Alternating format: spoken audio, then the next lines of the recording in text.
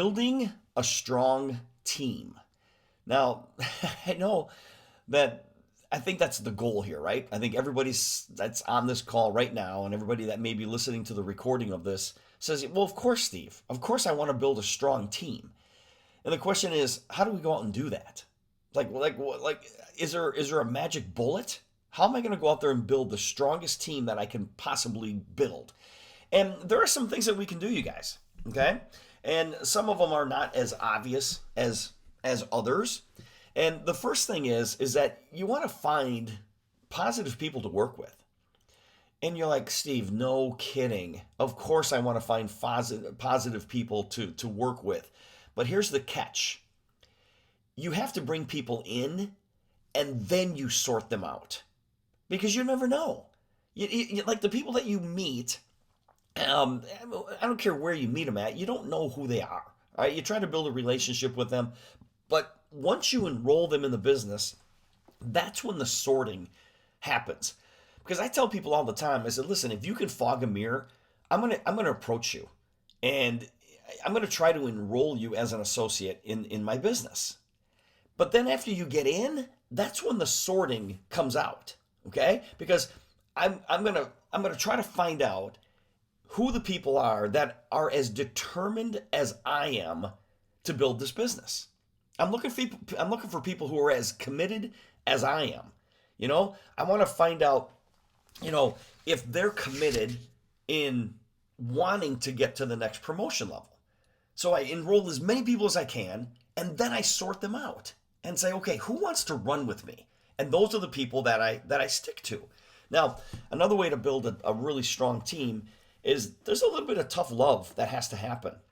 There's some tough love that has to happen. You've got to hold people accountable, and when somebody in your organization says that they're going to do something, hold them to it. When somebody says, I'm going to be a team leader by Thursday, okay, then that's the plan. You're going to be a team leader by Thursday.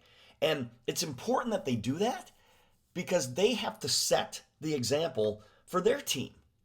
All right, so there's a little bit of tough love that goes with it. Another thing is set goals and have a roadmap.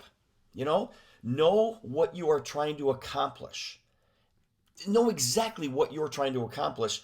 And especially in our business, you have to involve others in that plan. And you have to communicate your dream to people. I try to, obviously, I relate all of this back to what I'm trying to do with you guys, but I try to make sure that you guys see the big picture. Maybe I don't do that well enough, but you guys, the work that we put into what we do here, the rewards are unbelievable.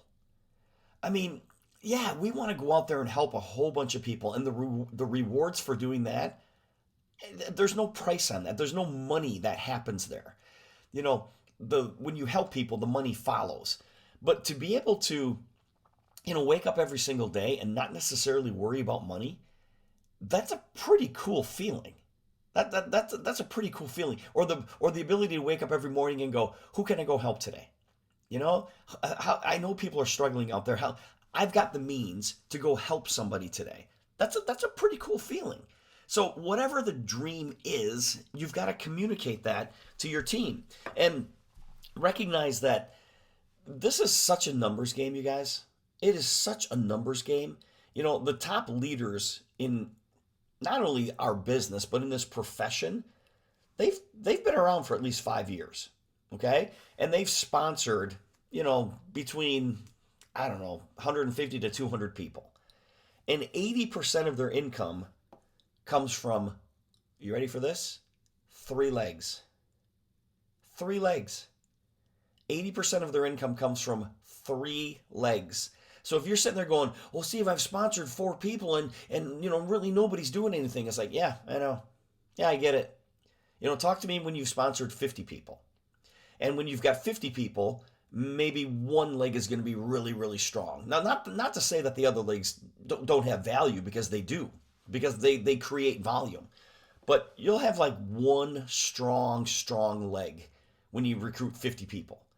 And you go get 100 people, you're going to have 2 strong legs. You sponsor 150 people, you're going to have 3 strong legs. That's just the way it is.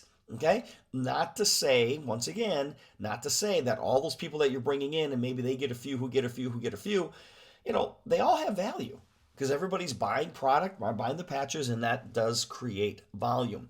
I mentioned this, before I really even got into the content of this call. It's like use every event, use every phone call, use every Zoom as a training opportunity. Constantly look for opportunities to learn and improve what you're doing. So, these calls, the Monday team calls, the miracle moments that we do on Tuesdays and Thursdays, um, the opportunity Zoom obviously on Tuesdays. Those are all learning opportunities for you and your guest. Okay? As soon as you invite somebody into the Super Patch world, that's when the training begins. That's where the training begins. Constantly look for opportunities to learn and improve, and there's no such thing as status quo. There's no such thing. You know, gosh, where did I read? There was a quote. Oh, I gotta remember this. I just heard it yesterday. I'll think of it. It was some actor who said something like, "I wish everybody could be rich and have fame, so that they would realize that's not everything," or something like that. I can't remember who said it. Jim Carrey, I think, said that. Jim Carrey said that, and it's like, I don't know if that's a curse, because I kind of fall into that category. I fall into the category where I'm never satisfied.